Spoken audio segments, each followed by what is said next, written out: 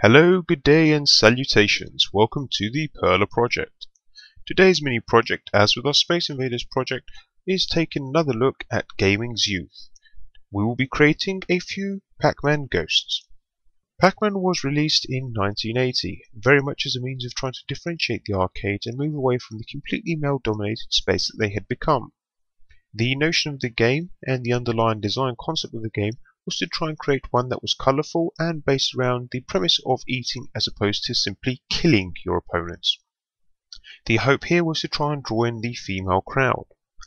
While we will not be focusing on PacMan himself for this particular design, it must be stated that the ghosts are just as an important aspect of the game as our yellow hero. Not only that, they are actually very easy to create and do leave a memorable design that you can display prominently in your games room, shelves, or on your desk. Please bear in mind that while creating the ghosts I didn't have any orange beads to hand, and therefore I opted to try and create 3 of the normal ghosts in addition to 1 terrified ghost.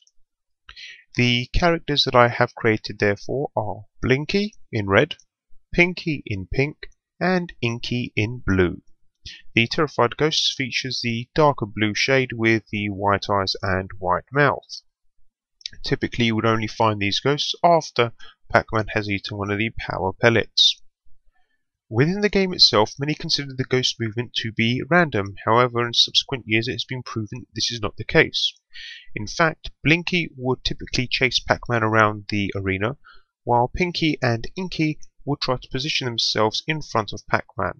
And as a result of this, players who actually understood the way the ghosts move and understood the way the game played could easily progress through the levels without too much fear of being cornered by the ghosts.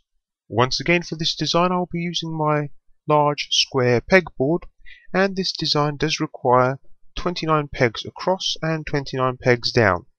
Each ghost measures 14 by 14, and we'll be placing 2 on each half of the board. The total time for the creation of this project was about 30 minutes, and while each of the characters do possess the same shape and placement, the eyes themselves differ between each character, and as a result some care does need to be taken to avoid corrections later on.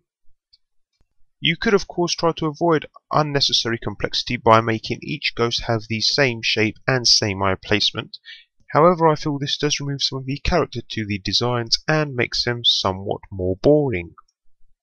I must admit that while creating this I could have used the black beads for the iris, but I feel that the blue bead is much nicer and adds again an element of colour to the design. Each of these ghosts, due to their shape and due to their size, do not need a border around them. Each of the beads sticks very nicely to the neighbouring beads, and you shouldn't have too much trouble when ironing the designs themselves.